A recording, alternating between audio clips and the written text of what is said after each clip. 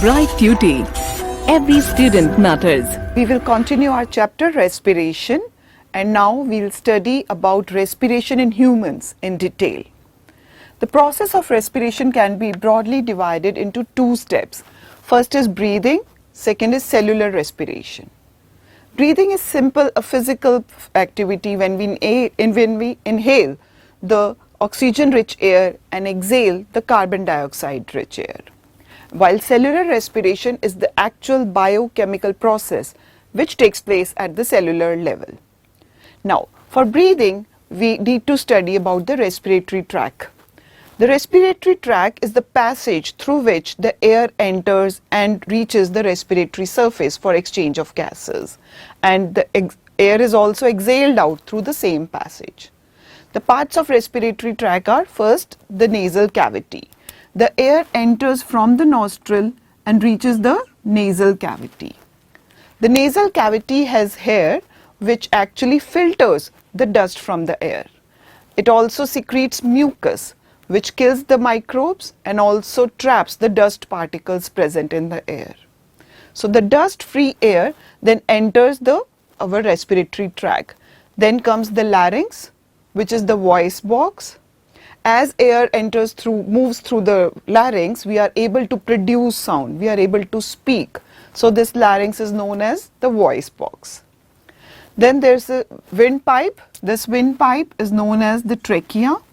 Okay, the trachea is collapsible pipe, so it is supported by the C-shaped cartilaginous ring, so that it doesn't collapse, so that it is supported by these rings, the tough rings. Now, the trachea is then branches out into two main branches known as bronchi. The left bronchi enters the left lung, the right bronchi enters the right lung. There are two lungs, they are muscular organs which rest on the muscle called diaphragm. This is the diaphragm on which the lungs rest. Now, after the bronchi enters the lung, it further divides into smaller branches. These branches are known as bronchioles. At the end of the bronchiole, there are air spaces which are called alveoli. There are numerous alveoli which provide large surface area for exchange of gases. I have drawn only few. There are about 3 million alveoli in each of the lung. So the respiratory tract is from the nostrils to the nasal cavity, pharynx, larynx, the trachea, then to bronchi, further branches bronchioles, and finally it reaches the alveoli where actual exchange of gases with blood takes place. Now, let's understand how blood exchange of gases takes place in alveoli. Alveoli are the air sacs. They provide large surface area for exchange of gases. The alveoli have very thin wall through which exchange of gases can easily take place. These alveoli are richly supplied with blood vessels. The pulmonary artery which comes to the lungs has high concentration of carbon dioxide and very low concentration of oxygen, because it collects the deoxygenated blood from the whole body, from all the cells, and bring this deoxygenated blood to the lungs. Now, as the blood travels in these capillaries, what happens? In alveoli, the carbon dioxide concentration is very less, while the oxygen concentration is high. So, oxygen moves from high concentration to low concentration. Movement of oxygen is in this direction, from alveolar air to the blood. While on the other hand, the carbon dioxide concentration is less in the alveolar air but high in deoxygenated blood. So carbon dioxide travels in this direction, from blood to alveoli. So in this, what is happening? Oxygen is moving into the blood while carbon dioxide is moving out of the blood vessels. So this deoxygenated blood becomes oxygenated as it leaves the lungs. So actual exchange of gases takes place in alveoli, which provide large surface area for exchange of gases. So three properties of alveoli are: they have large surface area, they are very thin walled for easy exchange of gases, thirdly, they are richly supplied with blood vessels for exchange of gases. Now what happens after this oxygen enters the blood? It has to be transported to all the body cells, to all body parts for oxidation of food, to release energy. So once this oxygen enters the blood, we have in our blood there is a pigment, red color pigment called hemoglobin present in the RBCs or the red blood corpuscles. This hemoglobin has affinity for oxygen. The hemoglobin combines with oxygen to form a complex known as oxyhemoglobin. This oxyhemoglobin travels and is transported from the blood to each cell, and oxygen is supplied to the cells. We need a mineral called iron to make this hemoglobin. So if you take the diet which is not rich in iron, so if you are deficient in iron, what will happen? The level of hemoglobin will go down. Your skin will become pale because it is a red colored pigment. So you will always feel lethargic, fatigue or weak. Why? Because this hemoglobin is important in transporting oxygen to the cells. If hemoglobin is less, what will happen? Oxygen will not reach the cells. Oxidation of food will not occur and energy will not be released. That is why you'll always feel lack of energy, lethargic and fatigue. So it's important to eat an iron-rich diet. Now, once the exchange of gases takes place, it is transported to all the cells, and then what happens? This oxygen is utilized in oxidation of glucose to release the energy. Before we move into the types of respiration, let's understand the mechanism of breathing. There are two steps involved in breathing. One is inhalation and second is exhalation. That is taking in air and taking out the air. During inhalation, what happens? The rib cage present around the lungs, they move upward and outward.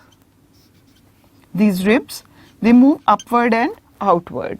While the diaphragm muscle, on which the lungs rest, they contract and move downward, become straightened. So by this activity, what happens? The thoracic cavity enlarges. There is a low pressure in the lungs. As the lungs expand, there is a low pressure area here. So what will happen? Air will easily move inward from high pressure to low pressure. So as the rib cage moves upward and outward, diaphragm contracts and moves downward, the whole thoracic cavity enlarges, there is empty space in the lungs, so air will move inward during inhalation as we breathe in. Now the opposite happens in exhalation. The rib cage will move downward and inward. The diaphragm will relax and become dome shaped. This will contract the thoracic muscles, the lungs will contract and the air will be expelled out because of this activity. So you can see the difference. During inhalation, rib cage moves upward and outward. In exhalation, rib cage moves downward and inward. During inhalation, the diaphragm contracts and becomes straight. In this case, diaphragm relaxes and becomes dome shaped. The thoracic cavity enlarges, the thoracic cavity becomes smaller. Air moves inside the lungs, air is expelled out of the lungs. This is the physical mechanism of breathing, inhalation and exhalation. And after inhalation, what happens? We have studied in detail, the exchange of gases takes place. So the inhaled air contains more of oxygen and less of carbon dioxide.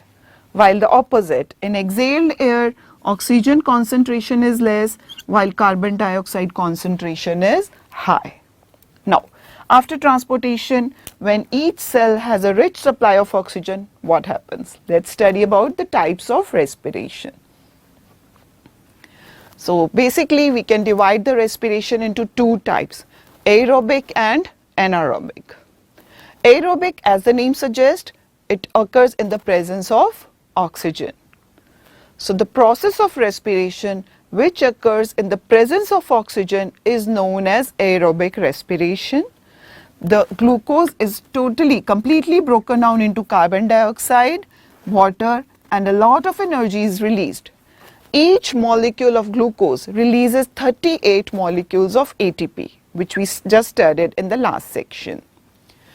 Another type is anaerobic respiration, that is in the absence of oxygen.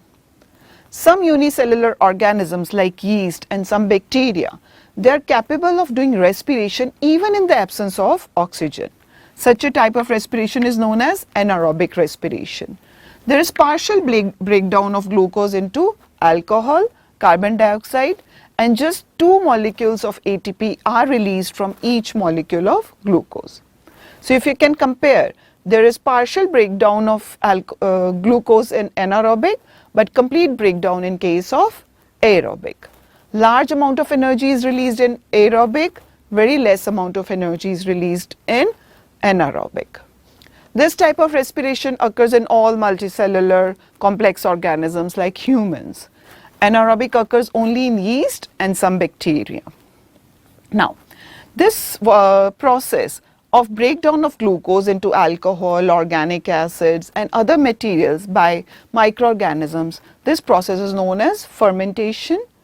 This fermentation process has commercial use like in brewing industries.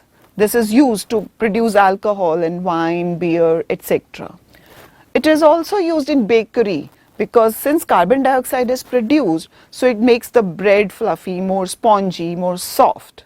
So there are commercial uses of yeast due to its anaerobic properties. Yet, there is another type of anaerobic respiration which occurs in human muscle cells. Now, if you are doing some very heavy exercise, for example, if an athlete is running for a very long time or doing some weight exercises, what will happen? The muscle will need a lot of energy, right? But there won't be rich supply of oxygen. That rate, the demand, supply and demand won't match. In such cases, what happens? The muscles break down the glucose into lactic acid. In the case of lack of oxygen or there is insufficient supply of oxygen, what happens? Glucose is broken down into lactic acid. There is a complete breakdown. So this lactic acid accumulates in the body, in the muscles, and it may lead to muscle cramps.